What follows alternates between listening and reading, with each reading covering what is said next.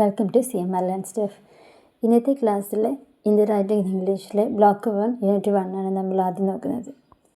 അപ്പോൾ ഈ ഒരു പേപ്പറിൽ 4 ബ്ലോക്കിലേക്ക് നമ്മൾ പോകുന്നതിന് മുന്നേ ആയിട്ട് നമുക്കറിയാം കഴിഞ്ഞ 3 പേപ്പറുകളിൽ ഓൾഡ് ഇംഗ്ലീഷ് മുതൽ പ്രീ റൊമാൻറ്റിക്സ് വരെയുള്ള ഇംഗ്ലീഷ് ലിറ്ററേച്ചറിലെ മേജർ റൈറ്റേഴ്സ് അവരുടെ വർക്കുകൾ എങ്ങനെയാണ് ഓരോ കാലഘട്ടത്തിലെയും സാംസ്കാരികപരമായിട്ടുള്ളതും ചരിത്രപരമായിട്ടുള്ളതും അതുപോലെ രാഷ്ട്രീയപരമായിട്ടും സാമൂഹികപരമായിട്ടുമുള്ള ആ ഒരു പശ്ചാത്തലം എങ്ങനെയാണ് അവരുടെ വർക്കിലൂടെ അവർ വിലയിരുത്തിയിട്ടുള്ളത് കാണിച്ചിട്ടുള്ളത് എന്ന രീതിയിലാണ് നമ്മൾ പഠിച്ചു വന്നത് അല്ലേ. അതിനകത്ത് ഓരോ കാലഘട്ടത്തിൻ്റെയും മതപരമാണെങ്കിലും അല്ലെങ്കിൽ സാംസ്കാരികമാണെങ്കിലും രാഷ്ട്രീയമാണെങ്കിലും എല്ലാ രീതിയിലുള്ള സാഹചര്യങ്ങളും ഓരോ റൈറ്റേഴ്സും അവരുടെ വർക്കിലൂടെ കാണിച്ചിട്ടുണ്ട്. അതിൻ്റെ സ്വാധീനം ഉൾക്കൊള്ളിച്ചിട്ടാണ് നമ്മൾ പഠിച്ചത്. അപ്പോൾ അതുപോലെയാണ് നമ്മളിനി ഇന്ത്യൻ ഇംഗ്ലീഷ് ലിറ്ററേച്ചർ പഠിക്കാൻ പോകുന്നത്. അപ്പോൾ ആദ്യത്തെ 4 യൂണിറ്റിനകത്തും ഇങ്ങനെ ചരിത്രപരവും അതുപോലെ സാംസ്കാരികപരവും സാമൂഹികപരമായ കാര്യങ്ങൾ ഉൾക്കൊള്ളിച്ചിട്ടുണ്ട്. അതിനകത്ത് വരുന്ന ഓരോ കാര്യങ്ങളെയും എങ്ങനെയാണ് ഓരോ റൈറ്റേഴ്സും ഡെവലപ്പ് ചെയ്തിട്ടുള്ളത് അത് പറയുന്നുണ്ട്.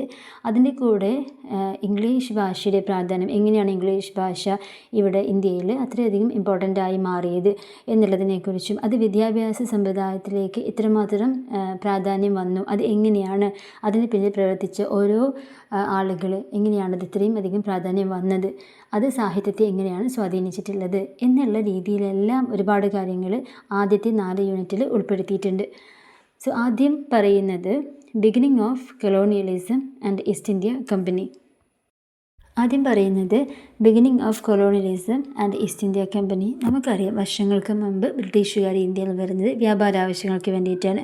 പിന്നെ അതിന് ശേഷമാണ് അവർ ഇന്ത്യയിൽ ആധിപത്യം സ്ഥാപിക്കുന്നത്. അപ്പോൾ അന്ന് മുതൽ തന്നെ ഇന്ത്യയുടെ സംസ്കാരം, ചരിത്രം, കല, വാസ്തുവിദ്യ, വിഭവങ്ങൾ ഇതെല്ലാം യൂറോപ്യൻ ശക്തികൾക്ക് വളരെയധികം ആകർഷണം ഉണ്ടാക്കിയിട്ടുള്ള ഒന്നാണ്. അപ്പോൾ 1599 to 1600 സ്ഥാപിതമായ ഈസ്റ്റ് ഇന്ത്യ കമ്പനി വഴിയാണ് ബ്രിട്ടീഷുകാർ ഇന്ത്യയിലേക്ക് വരുന്നത്. അപ്പോൾ ഈ തുടക്കത്തിലുള്ള ഈ വ്യാപാരത്തിൽ മാത്രം താല്പര്യമുണ്ടായിരുന്ന ഈ കമ്പനി പിന്നീട് ഇന്ത്യയിലെ മറ്റ് സ്ഥലങ്ങളിൽ താല്പര്യം കാണിക്കുകയും അവിടെയുള്ള ആധിപത്യം സ്ഥാപിക്കാനുള്ള ശ്രമങ്ങൾ തുടങ്ങുകയും ചെയ്തു. അതിനൊരു ഉദാഹരണമാണ് ഈ ബാറ്റിൽ ഓഫ് പ്ലാസി എന്ന് പറയുന്നത്. ഈ ബാറ്റിൽ ഓഫ് പ്ലാസിക്ക് ശേഷമാണ് കമ്പനി സൈനിക രാഷ്ട്രീയ ശക്തിയായിട്ട് വളർന്നു വരുന്നത്. അതായത് ബ്രിട്ടീഷ് ഈസ്റ്റ് ഇന്ത്യ കമ്പനിയുടെ വ്യാപാര കുത്തക ഉറപ്പിക്കാൻ വേണ്ടിയിട്ടും അതുപോലെ ഇന്ത്യയിലെ അന്നത്തെ ഏറ്റവും സമ്പന്നമായ ബംഗാൾ പ്രവിശ്യയുടെ ഭരണം പിടിച്ചെടുക്കാനുമായിട്ടാണ് ഈ പ്ലാസി യുദ്ധം, ബാറ്റിൽ ഓഫ് പ്ലാസി നടക്കുന്നത്. അപ്പോൾ ഇതിന് പിന്നീട് പ്രധാനപ്പെട്ട കാരണങ്ങൾ എന്ന് പറയുന്നത് തുടക്കത്തിൽ നവാബിൻ്റെ നിയന്ത്രണം, അതായത് ബംഗാളിലെ നവാബിന് ബ്രിട്ടീഷുകാർ അവിടെ കോട്ട പണിയുന്നതോ അല്ലെങ്കിൽ നികുതി വെട്ടിപ്പ് നടത്തുന്നതോ ഒന്നും അനുവദിക്കാൻ പറ്റുന്ന ഒന്നായിരുന്നില്ല. അപ്പോൾ അന്നത്തെ നവാബ് ഇങ്ങനെയുള്ള എല്ലാ കാര്യങ്ങളും തടഞ്ഞിരുന്നു. സോ അതുകൊണ്ട് തന്നെ തങ്ങളുടെ വ്യാപാരം സുഗമമാക്കാൻ വേണ്ടിയിട്ടും അതുപോലെ നവാബിൻ്റെ ഇടപെടലുകൾ അവസാനിപ്പിക്കാനൊക്കെ വേണ്ടിയിട്ട് ബ്രിട്ടീഷുകാർ നല്ല ശ്രമങ്ങൾ തുടങ്ങിയിരുന്നു. അതായത് ഏറ്റവും നേരത്തെ പറഞ്ഞതുപോലെ ഏറ്റവും സമ്പന്നമായിട്ടുള്ള ഒരു പ്രവിശ്യയാണത്. അവിടെ അവരുടെ കച്ചവടം ഉറപ്പിക്കാൻ വേണ്ടിയിട്ട് ബ്രിട്ടീഷുകാർ അവരുടെ വ്യാപാരം ഏറ്റവും നല്ല രീതിയിൽ കൊണ്ടുപോകാൻ വേണ്ടിയിട്ട് ഈ ബംഗാളിലെ നവാബ് അതിനെ എതിർക്കുന്നത് തടയാൻ വേണ്ടിയിട്ട് ആഗ്രഹിച്ചിരുന്നു. അപ്പോൾ ഈ സമയത്ത് തന്നെ ബംഗാളിലെ നവാബിൻ്റെ സേനാധിപതിയായിരുന്ന മിർ ജാഫർ നവാബ് ആകാനുള്ള ആഗ്രഹമുള്ളത് കൊണ്ട് തന്നെ ഈ ഒരു അവസരം മുതലെടുത്ത് ബ്രിട്ടീഷുകാർക്ക് സഹായം നൽകി. ഈ സഹായം വഴിയാണ് ബാറ്റിൽ ഓഫ് പ്ലാസി ഉണ്ടായിക്കഴിഞ്ഞപ്പോൾ ഇവിടെ ബ്രിട്ടീഷ് ഈസ്റ്റ് ഇന്ത്യ കമ്പനി വിജയം നേടുകയും ഇന്ത്യയിലെ അവരുടെ ഭരണത്തിന് അടിത്തറ പാകുകയും ചെയ്തത്. അപ്പോൾ ഇവിടെ നവാബ് സൈന്യത്തെ പിൻവലിക്കേണ്ടി വന്നു, ബ്രിട്ടീഷ് ഈസ്റ്റ് ഇന്ത്യ കമ്പനിക്ക് വിജയം നേടാൻ കഴിഞ്ഞു. അപ്പോൾ ഇങ്ങനെയുള്ളൊരു സാഹചര്യം അവിടെ ഉണ്ടായിരുന്നു. അപ്പോൾ ബ്രിട്ടീഷുകാർ തുടക്കത്തിൽ വ്യാപാരത്തിന് വേണ്ടി വന്ന് പിന്നീട് ഇന്ത്യയിൽ അവരുടേതായിട്ടുള്ള ഒരു അടിത്തറ പാകാൻ വേണ്ടിയിട്ടുള്ള ശ്രമങ്ങൾ ഓരോന്നായിട്ട് തുടങ്ങി. ഇതിനുശേഷം ബംഗാൾ, ബീഹാർ, ഒറീസ എന്നിവിടങ്ങളിലെല്ലാം ടാക്സ് പിടിക്കാനും ഉള്ള ഒരു റൈറ്റ് ബ്രിട്ടീഷ് ഈസ്റ്റ് ഇന്ത്യ കമ്പനിക്ക് കിട്ടി. അതിനുശേഷം പിന്നീട് നമ്മൾ ഷോർട്ടാക്കി പറയുകയാണെങ്കിൽ റെഗുലേറ്റിംഗ് ആക്ട്, ചാർട്ടർ ആക്ട് ഇവയിലൂടെയൊക്കെ ബ്രിട്ടീഷ് ഗവൺമെൻറ് കമ്പനിയെ നിയന്ത്രിച്ചു. അതിനുശേഷം കമ്പനിയിൽ നിന്ന് കംപ്ലീറ്റ് അധികാരം ബ്രിട്ടീഷുകാർ തന്നെ നേടിയെടുത്തിട്ട് 1858 മുതൽ 1947 വരെ പിന്നീട് ഇവിടെ നടക്കുന്നത് ബ്രിട്ടീഷ് രാജ്യമാണ്. സോ ഈ ഒരു ബ്രിട്ടീഷ് രാജ്യം എന്ന് പറയുന്നത് ബ്രിട്ടീഷ് രാജ്ഞിയുടെ നേരിട്ടുള്ള ഭരണത്തിലിരിക്കുന്ന കാലഘട്ടം. അപ്പോൾ പിന്നീട് അതിനുശേഷം നേരത്തെ പറഞ്ഞതുപോലെ നമ്മൾ ഈസ്റ്റ് ഇന്ത്യ കമ്പനി പിരിച്ചുവിട്ടു, ബ്രിട്ടീഷ് സർക്കാർ ഇന്ത്യയുടെ ഭരണം നേരിട്ട് ഏറ്റെടുത്തു.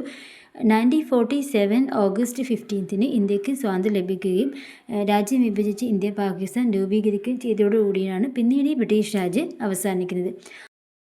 നെക്സ്റ്റ് പറയുന്നത് British exploitation and colonial policies. അതായത് ബ്രിട്ടീഷുകാരുടെ ഭരണം എന്ന് പറയുന്നത് ഒരുപാട് സാമ്പത്തിക ചൂഷണങ്ങളൊക്കെ അടയാളപ്പെടുത്തിയതായിരുന്നു. അതായത് ഇന്ത്യയുടെ GDP എന്ന് പറയുന്നത് 25-35%. ബിഫോർ ബ്രിട്ടീഷ് 25-35% ഉണ്ടായിരുന്നത് ഒരു ജസ്റ്റ് 2% ആയി ഇൻഡിപെൻഡൻസിന് ശേഷം. അപ്പോൾ ഈ GDP എന്ന് പറഞ്ഞു കഴിഞ്ഞാൽ ഇപ്പോൾ ഒരു രാജ്യത്ത് ടോട്ടലായിട്ട് അതിർത്തിക്കുള്ളിൽ ഉൽപ്പാദിപ്പിക്കപ്പെടുന്ന എല്ലാ സാധനങ്ങളുടെയും സേവനങ്ങളുടെയും ആകെ വിപണി മൂല്യത്തെ നമ്മൾ GDP എന്ന് പറയാം. അപ്പോൾ ഒരു രാജ്യത്തിൻ്റെ സാമ്പത്തിക ഭദ്രത എങ്ങനെയുണ്ട് എന്ന് നമുക്ക് മനസ്സിലാവുക അതിലൂടെയല്ലേ. പക്ഷെ അത് ഇൻഡിപെൻഡൻസിന് ശേഷം 2% ആയി നിൽക്കുമ്പോൾ തന്നെ നമുക്ക് മനസ്സിലാക്കാൻ പറ്റുമായിരുന്നു എത്രത്തോളം അതിനകത്ത് മാറ്റങ്ങൾ ഇവരുടെ ഭരണം കൊണ്ട് വന്നിട്ടുണ്ട് എന്നുള്ളത്. അതായത് ഫലപ്രയോഗത്തിലൂടെയും സ്വാധീനത്തിലൂടെയും എല്ലാം ബ്രിട്ടീഷുകാർ രാഷ്ട്രീയ സാമ്പത്തിക സാംസ്കാരിക ആധിപത്യം സ്ഥാപിക്കാൻ വേണ്ടി സ്ഥാപിച്ചിരുന്നു.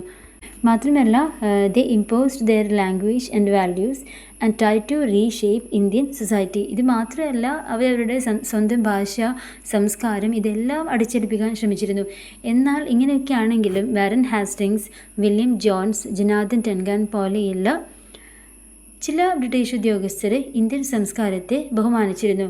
അപ്പോൾ അതിന് എക്സാമ്പിളാണ് അവർ കൽക്കട്ട മദ്രസ, അതുപോലെ റോയൽ ഏഷ്യാറ്റിക് സൊസൈറ്റി, വാരണാസിയിലെ ഒരു സാൻസ്ക്രിറ്റ് കോളേജ് എന്നെല്ലാം സ്ഥാപിച്ചത് ഇവരാണ്. അപ്പോൾ അതിൻ്റെ എക്സാമ്പിളാണ് അവർ ഇന്ത്യൻ സംസ്കാരത്തെ ബഹുമാനിച്ചിരുന്ന കുറച്ച് ബ്രിട്ടീഷ് ഉദ്യോഗസ്ഥരായിരുന്നു അവർ.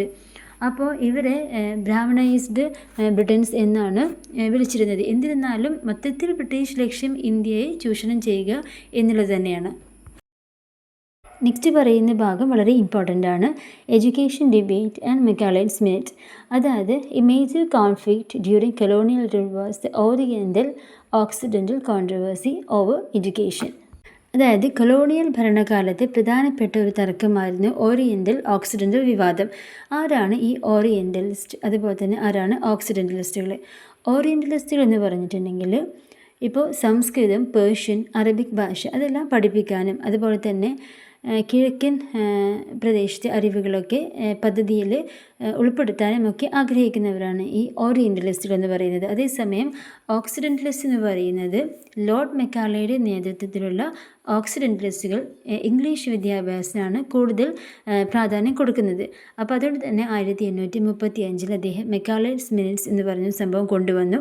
അതിനകത്ത് പറയുന്ന ഒരു ഡൗൺവാർഡ് ഫിൽട്രേഷൻ തിയറി ഉണ്ട്. അതിൽ അദ്ദേഹം പറയുന്നത് ഒരു ചെറിയൊരു വിഭാഗം ഇന്ത്യക്കാരെ രക്തത്തിലും നിറത്തിലും ഇന്ത്യക്കാർ എന്ന രീതിയിലും എന്നാൽ അഭിരുചിയിലും അഭിപ്രായത്തിലും ഇംഗ്ലീഷുകാരാക്കി പരിശീലിപ്പിക്കുക. അതായത് അദ്ദേഹം ഇംഗ്ലീഷിനെ ഒരു പഠന മാധ്യമമാക്കാനും ഇന്ത്യൻ സാഹിത്യത്തെ ഒന്ന് പിന്നിലേക്കാക്കാനുമാണ് ശ്രമിച്ചത് എന്നുള്ളത് ഇതിൽ നിന്ന് വ്യക്തമാണ്. He promoted English as the medium of instruction and dismissed Indian literature as inferior. Then English became the official administrative language in 1835.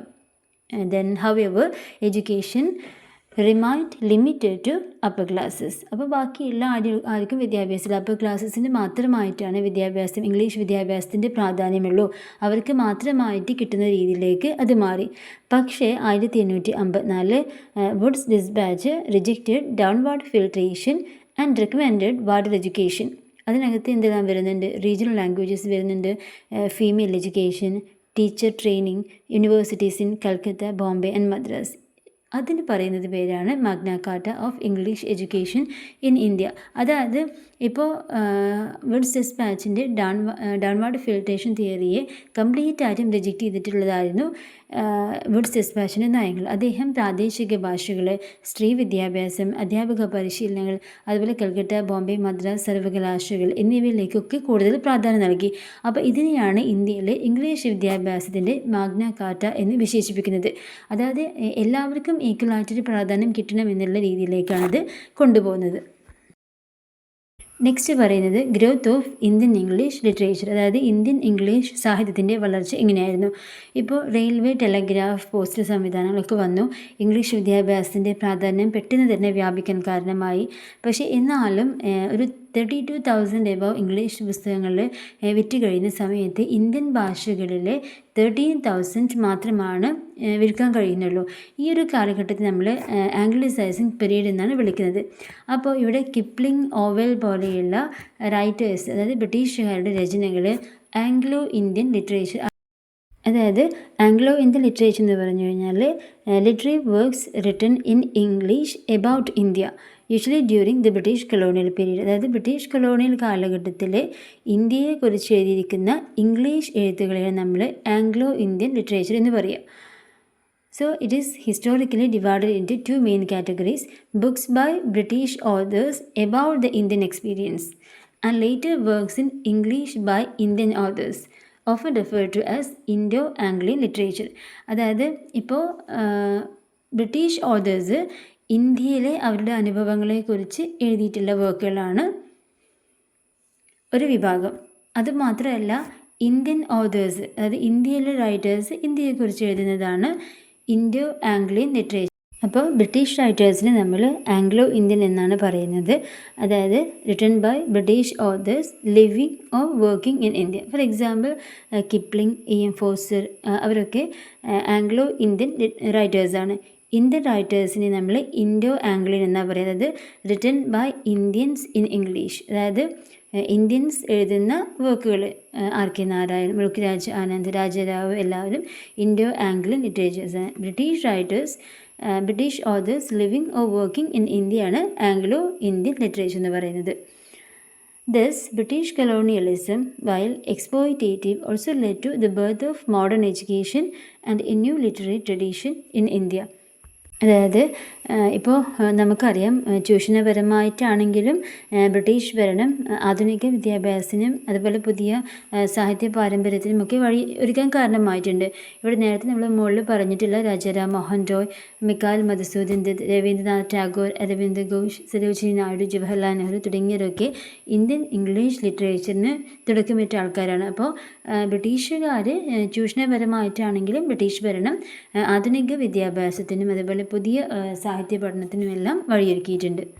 Next നമ്മൾ പറയുന്നത് 3 phases of Indian renaissance. The introduction of English education in 19th century India led to a socio-cultural awakening called the Indian Renaissance. Western ideas of reason, equality and liberty along with scientific and technological knowledge reached the people. അതായത് 19th സെഞ്ച്വറിയിൽ English വിദ്യാഭ്യാസം വന്നതോട് കൂടിയിട്ട് ഇന്ത്യയിൽ ഒരുപാട് സാമൂഹിക സാംസ്കാരികപരമായിട്ടുള്ള ഒരു ഉണർവ് ഉണ്ടായിട്ടുണ്ട്. ഇതിനെയാണ് നമ്മൾ ഇന്ത്യൻ നവോത്ഥാനം എന്ന് പറയുന്നത്. ഇപ്പം നമ്മൾ റിനൈസൻസ് പഠിക്കുന്ന സമയത്ത്, എലിസബത്തിനെ പഠിക്കുന്ന സമയത്ത് റിനൈസൻസും റിഫോർമേഷനും എല്ലാം പഠിച്ചില്ല. അപ്പോൾ അതുപോലെ അത് ഇന്ത്യയുടെ കോണ്ടെക്സ്റ്റിൽ എങ്ങനെയാണ് എന്നുള്ളതാണ് നമ്മൾ മനസ്സിലാക്കുന്നത്. സോ ഇവിടെ അന്ന് റിനൈസൻസ് കാലഘട്ടം ഇംഗ്ലീഷ് ലിറ്ററേച്ചറിൽ കൊണ്ടുവന്നിട്ട് ഒരുപാട് കാര്യങ്ങൾ നമ്മൾ പഠിച്ചിട്ടുണ്ടായിരുന്നു. അതുപോലെ ഇന്ത്യൻ ഇംഗ്ലീഷ് ലിറ്ററേച്ചറിൽ എന്ത് മാറ്റമാണ് അല്ലെങ്കിൽ എന്ത് ഫീച്ചേഴ്സാണ് അതിനുള്ളത്. അതായത് റീസൺ, അതായത് ഇക്വാലിറ്റി, സമത്വം, യുക്തി, സ്വാതന്ത്ര്യം എന്നീ പാശ്ചാത്യ ആശയങ്ങളും അതുപോലെ ശാസ്ത്ര സാങ്കേതിക അറിവുകൾ, സയൻസിലെ അറിവുകളും എല്ലാം ജനങ്ങളിലേക്ക് എത്തിയത് ഇതിന് ശേഷമാണ്. മാത്രമല്ല പഴയ ബുക്കുകൾ, അതായത് വേദങ്ങൾ, ഉപനിഷത്തുകൾ, സൂത്രങ്ങൾ, ഇതിഹാസങ്ങൾ എന്നിവയൊക്കെ വീണ്ടും കണ്ടെത്തിയിട്ട് അത് ട്രാൻസ്ലേറ്റ് ചെയ്തിട്ടും അത് ജനങ്ങളിലേക്ക് എത്താൻ വേണ്ടിയിട്ട് ഈ ഒരു കാലഘട്ടത്തിൽ അതിന് കഴിഞ്ഞിട്ടുണ്ട്. സാമൂഹിക പരിഷ്കരണ പ്രസ്ഥാനങ്ങളെല്ലാം തുടങ്ങി. അത് പിന്നീട് ദേശീയ പ്രസ്ഥാനത്തിലേക്കൊക്കെ വഴിയൊരുക്കാൻ കാരണമായിട്ടുണ്ട്. എന്നിരുന്നാലും ഒന്നാം ഘട്ടത്തിൽ ബ്രിട്ടീഷ് വിദ്യാഭ്യാസം നേടിയിട്ടുള്ള മധ്യവർഗത്തിനാണ്, അപ്പർ ക്ലാസ്സിനാണ് അവരാണ് നേതൃത്വം നൽകിയിട്ടുണ്ടായിരുന്നത്. രാജാറാം മോഹൻ റോയ്, ഈശ്വർചന്ദ്ര വിദ്യാസാഗർ എന്നിവരെല്ലാം ഈ സതി, അതുപോലെ ബാലവിവാഹം എന്നിവയൊക്കെ കംപ്ലീറ്റ് ആയിട്ടും എതിർക്കുകയും അതുപോലെ വിധവാ വിവാഹത്തെ പിന്തുണയ്ക്കുകയും ചെയ്തിട്ടുണ്ടായിരുന്നു. ഇവരുടെയൊക്കെ ശ്രദ്ധ, എല്ലാവരുടെയും ശ്രീനാരായണ ഗുരു ഒരുപാട് കാര്യങ്ങൾ പ്രചരിപ്പിച്ചിട്ടുണ്ട്. അപ്പോൾ ഇവരുടെ എല്ലാം ശ്രദ്ധ രാഷ്ട്രീയത്തെക്കാൾ സാമൂഹിക മതപരിഷ്കരണങ്ങളായിരുന്നു എന്ന് നമുക്ക് മനസ്സിലാക്കാൻ പറ്റും. ഇനി സെക്കൻഡ് ഫേസിലേക്ക് വരുന്ന സമയത്ത് കൊളോണിയൽ വിരുദ്ധ രാഷ്ട്രീയം, അതുപോലെ ആധുനികതയ്ക്കായിട്ടുള്ള ഒരു സാമൂഹിക അന്വേഷണം, അതായത് ഈ ഒരു ഭരണത്തിൽ നിന്ന് മാറി കുറച്ചും കൂടി ബെറ്റർ ആവാൻ വേണ്ടിയിട്ടുള്ള ഒരുപാട് പ്രവർത്തനങ്ങളിലേക്കൊക്കെ വന്നത് ഈ റിനൈസൻസിൻ്റെ സെക്കൻഡ് ഫേസിലാണ്. തേർഡ് ഫേസിലേക്ക് എത്തുന്ന സമയത്താണ് നമ്മൾ മാർക്സിസം, അതായത് മാർക്സിസ്റ്റ് ഇൻഫ്ലുവൻസ്, മാർക്സിസ്റ്റിൻ്റെ സ്വാധീനം നമ്മൾ കാണുന്നത്. ഇവിടെ focusing on equality and attacking class, caste and gender discrimination to create a secular egalitarian society. അപ്പോൾ ഇവിടെ എല്ലാ വിവേചനങ്ങൾക്കും അപ്പുറം, ജാതി, വർഗം, മതം, എല്ലാ വിവേചനങ്ങൾക്കും അപ്പുറം അതിനെയൊക്കെ എതിരെ സമത്വത്തിന് പ്രാധാന്യം കൊടുത്തത് ഈ തേർഡ് ഫേസിലാണ്. അപ്പോൾ ഒരുപാട് പരിഷ്കരണ പ്രസ്ഥാനങ്ങൾ അതിനകത്തുണ്ടായിരുന്നു. ഇതിനകത്ത് 2 പരിഷ്കരണ പ്രസ്ഥാനങ്ങളാണ് നമ്മൾ കാണുന്നത്. So reform movements were of two types, reformist and revivalist. അപ്പോൾ ഇതിനകത്ത് എക്സാമ്പിൾസ് പറയുന്നുണ്ട്. രാജാറാം മോഹൻ റോയ് സ്ഥാപിച്ച ബ്രഹ്മസമാജ്, വിഗ്രഹാരാധന, അതുപോലെ പുരോഹിത്യം എന്നിവയ്ക്ക് എതിർക്കുകയും എല്ലാ മതങ്ങളും ഒന്നാണെന്ന് പറയുകയും ചെയ്തിട്ടുണ്ടായിരുന്നു. അതുപോലെ ആത്മരാം പാണ്ഡുരാങ് സ്ഥാപിച്ചിട്ടുള്ള പ്രാർത്ഥനാ സമാജ് എല്ലാ ജാതിക്കെതിരെയും അതുപോലെ സ്ത്രീ വിദ്യാഭ്യാസത്തിനും വേണ്ടിയിട്ട് അദ്ദേഹം പ്രവർത്തിച്ചിട്ടുണ്ടായിരുന്നു. ദെൻ ജ്യോതിബ ഫൂലെ സ്ഥാപിച്ച സത്യശോധക് സമാജ് ബ്രാഹ്മണ ആധിപത്യത്തിനെതിരെയാണ് പോരാടിയത്. അതുപോലെ ദയാനന്ദ സരസ്വതി സ്ഥാപിച്ച ആര്യ സമാജ് വേദ്യങ്ങളിലേക്ക് മടങ്ങുക എന്ന ഒരു മുദ്രാവാക്യവുമായിട്ടാണ് ഉണ്ടായത്.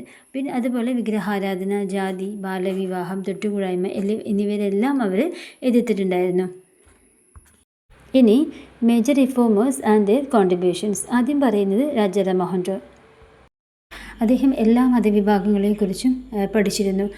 അതായത് ഏകദൈവ വിശ്വാസം, സൂഫി ദർശനം, ക്രിസ്ത്യൻ ധാർമ്മികത, വേദാന്തം, അങ്ങനെ എല്ലാം അദ്ദേഹം പഠിച്ചിരുന്നു. അതുപോലെ തന്നെ സ്ത്രീകളുടെ അവകാശങ്ങൾക്ക് വേണ്ടിയിട്ടും അതുപോലെ സതി നിരോധനത്തിന് വേണ്ടിയിട്ട് അദ്ദേഹം ഒരുപാട് പ്രവർത്തിച്ചിട്ടുണ്ട്. നെക്സ്റ്റ് പറയുന്നത് Swami Vivekananda combined Indian spirituality വിത്ത് വെസ്റ്റേൺ പ്രാക്ടീസ്. അതായത് ഇന്ത്യൻ ആത്മീയതയും പാശ്ചാത്യ പുരോഗതിയും കൂട്ടിച്ചേർത്ത് അദ്ദേഹം രാമകൃഷ്ണ മിഷൻ സ്ഥാപിച്ചിരുന്നു. സ്ത്രീ വിദ്യാഭ്യാസത്തിന് വേണ്ടിയിട്ട്, സാമൂഹിക സേവനത്തിന് വേണ്ടിയിട്ടും അദ്ദേഹം നേതൃത്വം നൽകിയിരുന്നു. Then Swami Dayananda Saraswati led the Shuddhi movement and gave the slogan back to the Vedas.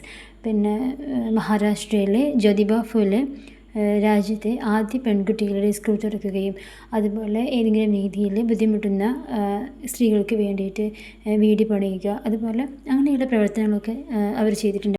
Doctor BR Ambedkar ചെയ്ത drafting committee of the constitution, Indian ഭരണഘടനയുടെ കരട് കമ്മിറ്റിയിൽ അദ്ദേഹം ചെയർമാനായിരുന്നു. അതുപോലെ തന്നെ ദളിത് വർഗത്തിൽ പെടുന്ന ആളുകളുടെ അവകാശങ്ങൾക്ക് വേണ്ടിയിട്ട് അദ്ദേഹം ഒരുപാട് പ്രവർത്തനങ്ങൾ ചെയ്തിട്ടുണ്ട്. മൂക് നായിക് പോലെയുള്ള പത്രങ്ങൾ തുടങ്ങി, അതുപോലെ ക്ഷേത്രപ്രവേശനത്തിനും സംവരണത്തിനും വേണ്ടിയിട്ടും അദ്ദേഹം പോരാടിയിരുന്നു. നെക്സ്റ്റ് നമ്മൾ നോക്കുന്നത് nationalism, literature and Nehruvian thought. അതായത് ഇവിടെ നവോത്ഥാനം ദേശീയതയിലേക്ക് വഴിയൊരുക്കി. അതായത് ഇപ്പോൾ റെയിൽവേ, ടെലഗ്രാഫ്, പത്രങ്ങൾ ഒക്കെ ആശയവിനിമയം വർദ്ധിപ്പിക്കാനുള്ള ഉള്ള അവസരങ്ങളാണ് ഉണ്ടാക്കുന്നത്. മാക്സ് മുള്ളർ പോലെയുള്ള യൂറോപ്യൻ പണ്ഡിതരും ഇന്ത്യൻ പണ്ഡിതരും എല്ലാം ഇന്ത്യയുടെ പഴയ മഹത്വം വീണ്ടെടുക്കാൻ വേണ്ടിയിട്ട് ഒരുപാട് ശ്രമിച്ചിട്ടുണ്ട്. അതുപോലെ തന്നെ 1885 ഇന്ത്യൻ നാഷണൽ കോൺഗ്രസ് രൂപീകരിച്ചു. ദേശീയ സാഹിത്യം വളരാനിടയായി. ഫോർ എക്സാമ്പിൾ, ഇപ്പോൾ R K നാരായണൻ്റെ waiting for Godot, Mulkraj ആനന്ദിൻ്റെ അൺടച്ചബിൾ, രാജാറാവുവിൻ്റെ കാന്തപുര, ബങ്കിം ചന്ദ്രയുടെ ആനന്ദമത്, ടാഗോറിൻ്റെ കോര, ഇവയിലെല്ലാം ഗാന്ധിയൻ ആശയങ്ങളും അതുപോലെ കൊളോണിയൽ വിരുദ്ധതയുമൊക്കെ പ്രതിഫലിച്ച് കാണാമായിരുന്നു. അപ്പോൾ ആ ഒരു കാലഘട്ടത്തിൻ്റെ പ്രതിഫലനം സാഹിത്യത്തിലൂടെ വളർന്നിരുന്നു എന്നതിൻ്റെ എക്സാമ്പിളാണ് നമ്മൾ ഈ മനസ്സിലാക്കിയത്. അതുപോലെ സ്വാതന്ത്ര്യം ലഭിച്ചതിന് ശേഷം നെഹ്റുവിയൻ സോഷ്യലിസം, മിക്സഡ് ഇക്കോണമി, ജനാധിപത്യം, സാമൂഹിക നീതി എന്നിവയിലൂടെയുള്ള ഒരു രാഷ്ട്ര നിർമ്മാണമാണ് പിന്നെ കാണുന്നത്. അതായത് ക്രമേണയുള്ള ഒരു പടിപടിയായിട്ടുള്ളൊരു മാറ്റത്തിന് വേണ്ടിയിട്ടാണ് പിന്നെ നമ്മൾ കാണുന്നത്. അപ്പോൾ ഇന്ത്യയിൽ ഏതൊരു മതത്തിനെയും വേർതിരിക്കലല്ല, എല്ലാ മതങ്ങൾക്കും തുല്യ പിന്തുണ നൽകുക എന്നുള്ളതാണ് ഇവിടുത്തെ പ്രധാനപ്പെട്ട ഒരു ആശയം ആയിട്ടുണ്ടായിരുന്നത്. അങ്ങനെ നവോത്ഥാനം എന്ന് പറയുന്നത് സാമൂഹിക പരിഷ്കരണത്തിലൂടെയും സാഹിത്യത്തിലൂടെയും സ്വാതന്ത്ര്യ സമരത്തിന് വഴിയൊരുക്കി എന്ന് വേണമെങ്കിൽ പറയാം. ഇനി പറയുന്നത് crisis in Indian democracy and emergency. അതായത് ജനാധിപത്യത്തിലെ പ്രതിസന്ധിയും അടിയന്തരാവസ്ഥയും. അത് നെഹ്റു ആണെങ്കിലും അംബേദ്കർ ആണെങ്കിലും ജനാധിപത്യത്തെ സമത്വവും അതുപോലെ പാർശ്വവൽക്കരിക്കപ്പെട്ട ആളുകൾക്ക് ഉയർച്ചയും കൊണ്ടുവരാനുള്ള ഒരു മാർഗമായിട്ടായിരുന്നു കണ്ടിരുന്നത്.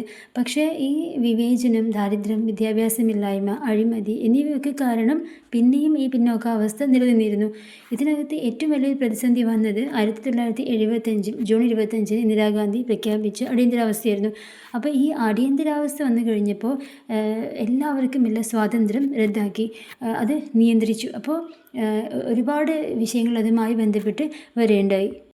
അപ്പോൾ ഇത്തരം രാഷ്ട്രീയപരമായ മാറ്റങ്ങളും സാമൂഹികമായ എല്ലാ പ്രശ്നങ്ങളെയും നമ്മൾ വീണ്ടും ഇവിടെ അനലൈസ് ചെയ്യുന്നത് ഇന്ത്യൻ സാഹിത്യത്തിൽ ഇവയ്ക്കുള്ള പങ്ക് പഠിക്കാൻ വേണ്ടിയിട്ടാണ് അല്ലേ. അപ്പോൾ ഇവിടെ നമുക്ക് എക്സാമ്പിളാക്കി എടുക്കാം. This period is reflected in literature like Salman Rushdie's midnight children and Nayantara സഹാസ് റിച്ച് ലൈക്ക് അസ്. ഈ 2 വർക്കിനകത്ത് നമുക്ക് ഈ കാലഘട്ടത്തിൽ എന്തെല്ലാം സംഭവിച്ചിട്ടുണ്ട്, എങ്ങനെയാണ് ജനങ്ങൾ അതിനെ ഫേസ് ചെയ്തത്, ജനങ്ങൾ എങ്ങനെയാണ് ഇത്തരം ബുദ്ധിമുട്ടുകളിൽ ജീവിതം മുന്നോട്ട് കൊണ്ടുപോയത്, എന്തെല്ലാം കാര്യങ്ങളാണ് അവിടെ വന്നിട്ടുള്ളത്, ഇത്തരം എല്ലാ അനുഭവങ്ങളും സൽമാൻ റഷ്ദിയുടെ മിഡ്നൈറ്റ് ചിൽഡ്രനിലും അതുപോലെ നയൻതാര സഹാവിൻ്റെ റിച്ച് ലൈക്ക് അസിലും നമുക്ക് കാണാൻ പറ്റും.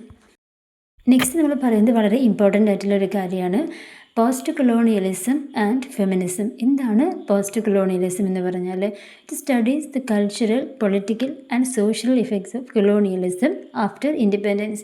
ഇന്ത്യ സ്വതന്ത്രമായതിന് ശേഷം കൊളോണിയലിസത്തിൻ്റെ സാംസ്കാരിക സാമൂഹിക ഘടകങ്ങൾ പഠിക്കുന്നതിനെയാണ് നമ്മൾ പോസ്റ്റ് കൊളോണിയലിസം എന്ന് പറയും. ആ സമയത്ത് എന്തെല്ലാം സംഭവിച്ചു, എങ്ങനെയായിരുന്നു എന്നുള്ളതിനെക്കുറിച്ച് ഇന്ത്യ സ്വതന്ത്രമായതിനു ശേഷം നമ്മൾ പഠിക്കുന്നുണ്ട്. അതിനെയാണ് നമ്മൾ പോസ്റ്റ് കൊളോണിയൽ സ്റ്റഡീസ് എന്ന് പറയുന്നത്. ഇനി ഫെമിനിസ്റ്റിലേക്ക് വരുന്ന സമയത്ത് ഇന്ത്യൻ ഫെമിനിസ്റ്റ് മൂവ്മെൻറ്റ് 3 ഫേസസിലൂടെയാണ് വളർന്നു വന്നിട്ടുള്ളത്. First phase in the 19th century reformers like Savitribai Phule and Pandit Ramabai. അതായത് സ്ത്രീകളുടെ വിദ്യാഭ്യാസത്തിന് വേണ്ടിയിട്ടും അവരുടെ ഉന്നമനത്തിന് വേണ്ടിയിട്ടൊക്കെയാണ് ആ സമയത്തുള്ള റിഫോമേഴ്സ് ശ്രമിച്ചിട്ടുണ്ടായിരുന്നത്. ഇനി സെക്കൻഡ് ഫേസിലും തേർഡ് ഫേസിലും വന്ന പ്രധാനപ്പെട്ട പോയിന്റ് എന്ന് പറയുന്നത് ഗാന്ധിയുടെ ഫ്രീഡം മൂവ്മെൻറ്റിൽ സ്ത്രീകൾ പങ്കെടുക്കുന്നു. അതുപോലെ തന്നെ തേർഡ് ഫേസിൽ കൂടുതലായിട്ടും equality in marriage, work and politics, അതുപോലെ fighting caste and gender discrimination. ഇനി സാഹിത്യവുമായി കണക്ട് ചെയ്ത് പറയുന്ന സമയത്ത്, അതായത് സാഹിത്യത്തിൽ എങ്ങനെയാണ് ഈ ഒരു ചിന്താഗതികൾ എങ്ങനെയാണ് റിഫ്ലക്റ്റ് ചെയ്തത് എന്ന് നോക്കുന്ന സമയത്ത് റൈറ്റേഴ്സ് ലൈക്ക് അമൃത പ്രീതം, കമലാദാസ്, മഹേശ്വര ദേവി അവരെല്ലാം അവരുടെ വർക്കിലൂടെ സ്ത്രീകൾക്കെതിരെ നടക്കുന്ന പല പ്രശ്നങ്ങൾക്കെതിരെയും ശബ്ദമുയർത്തിയിരുന്നു. അതുപോലെ തന്നെയാണ് മറ്റുള്ള ദളിത് ഫെമിനിസ്റ്റ് വോയിസസ്, ഭാമയുടെ വർക്കുകൾ, ഓം പ്രകാശ് വാൽമീകിയുടെ ജൂതൻ പോലെയുള്ളതെല്ലാം ഇങ്ങനെ സമൂഹത്തിൽ നടക്കുന്ന സ്ത്രീകൾക്കെതിരെ നടക്കുന്ന പല കാര്യങ്ങളെയും ശബ്ദമുയർത്തിയ വർക്കുകളാണ്. ലാസ്റ്റ് നമ്മൾ പറയുന്നത് Dalit literature and subaltern studies. Indian societies caste system caused severe oppression of Dalit system. They were denied basic rights like wearing proper clothes, using public facilities, and choosing occupations. After independence, the constitution gave fundamental rights, but discrimination continued. അപ്പോൾ നമുക്കറിയാം സമൂഹത്തിൽ ദളിത് വർഗത്തിൽ പെടുന്ന ആളുകൾ അനുഭവിച്ചിരുന്ന പ്രശ്നങ്ങൾ നമുക്കറിയാം. സമൂഹത്തിൽ ആ ഒരു ഡിസ്ക്രിമിനേഷൻ നിലനിന്നിരുന്നു. അപ്പോൾ ഇന്ത്യക്ക് സ്വാതന്ത്ര്യം ലഭിച്ചതിന് ശേഷം അതിലൊരു മാറ്റം കൊണ്ടുവരണം എന്ന് കരുതി ഒരുപാട് പ്രവർത്തനങ്ങൾ നടന്നിട്ടുണ്ട്. ഇന്ത്യൻ ഭരണഘടനയിൽ തന്നെ അവർക്ക് ആവശ്യമായ രീതിയിലുള്ള എല്ലാ പരിഗണനയും കൊടുക്കണമെന്നുള്ള എഴുതി വെച്ചിട്ടുണ്ട്. എന്നിട്ട് പോലും അവർക്ക് അവകാശങ്ങൾ നേടിയെടുക്കാനുള്ള എല്ലാ റൈറ്റ്സിൻ്റെ പോലും ആ ഡിസ്ക്രിമിനേഷൻ കണ്ടിന്യൂ ചെയ്തിരുന്നു. ദളിത് സാഹിത്യത്തിലൂടെയാണ് പിന്നീട് ഇത്തരം വേദനകൾക്ക് ഒരു ശബ്ദമുയർത്തിയത്. അതായത് ഡോക്ടർ അംബേദ്കറിൻ്റെ അനിഹിലേഷൻ ഓഫ് കാസ്റ്റ്, വാൽമീകിയുടെ ജൂതൻ, ഭാമയുടെ കരുക്ക്, മുൽക്രാജ് ആനന്ദിൻ്റെ അൺടച്ചബിൾ എന്നിവയൊക്കെ ഇതിന് ഉദാഹരണങ്ങളാണ്. നെക്സ്റ്റ് നമ്മൾ നോക്കുന്നത് സബാൾട്ടൻ സ്റ്റഡീസാണ്. എന്താണ് സബാൾട്ടൻ സ്റ്റഡീസ് എന്ന് പറഞ്ഞു കഴിഞ്ഞാൽ ആൻ്റോണിയോ ഗ്രാംസിയുടെ ആശയത്തെ അടിസ്ഥാനമാക്കിയിട്ട് കൊളോണിയലിസത്തിൽ പാർശ്വവൽക്കരിക്കപ്പെട്ടിട്ടുള്ളവരുടെ ശബ്ദം നിഷേധിക്കപ്പെട്ടതിനെ കുറിച്ചിട്ടുള്ള വിശകലനമാണ് പ്രധാനമായിട്ടും സബാൾട്ടൻ സ്റ്റഡീസിലുള്ളത്. സ്കോളേഴ്സ് ലൈക്ക് രഞ്ജിത്ത് ഗുഹ, Gayatri Chakravorty Spivak and Divesh Chakraborty analysed these experiences. അപ്പോൾ സമൂഹത്തിൻ്റെ അധികാര ശ്രേണിയിൽ ഏറ്റവും താഴെത്തട്ടിൽ നിൽക്കുന്നവരെയും അതുപോലെ പാർശ്വവൽക്കരിക്കപ്പെട്ടവരെയും സൂചിപ്പിക്കാൻ വേണ്ടിയിട്ട് ഉപയോഗിക്കുന്നൊരു പദമാണ് സബാൾട്ടൻ എന്ന് പറയുന്നത്. അപ്പോൾ ചരിത്രത്തിലും സാഹിത്യത്തിലും മുഖ്യധാര സമൂഹത്താൽ അവഗണിക്കപ്പെട്ടവരുടെ ശബ്ദത്തിനും ജീവിതത്തിനും പ്രാധാന്യം നൽകുന്ന ഒരു പഠന രീതിയാണ് സബാൾട്ടൻ സ്റ്റഡീസ് എന്ന് പറയുന്നത്. ലാസ്റ്റ് നമ്മൾ പറയുന്നത് ഗ്ലോബലൈസേഷൻ, അതായത് ആഗോളവൽക്കരണം, വ്യാപാരത്തിലൂടെയും മാധ്യമ സംസ്കാരം എന്നിവയിലൂടെയൊക്കെ ഇന്ത്യയെ ലോകവുമായി ബന്ധിപ്പിച്ചു. ഇവിടെ ഇംഗ്ലീഷ് ഇതിനൊരു പ്രധാനമായൊരു പങ്ക് വഹിച്ചിട്ടുണ്ട്. അപ്പോൾ ഈ ഒരു രീതി this led to 2 Indias, India of darkness with poverty and India of light with wealth, ആ രീതിയിലേക്ക് മാറ്റി. അപ്പോൾ ഈ ഒരു കാര്യത്തെക്കുറിച്ച് വളരെ വ്യക്തമായൊരു ചിത്രം നൽകുന്നതാണ് ദ വൈറ്റ് ടൈഗർ എന്ന് പറയുന്ന വർക്ക്.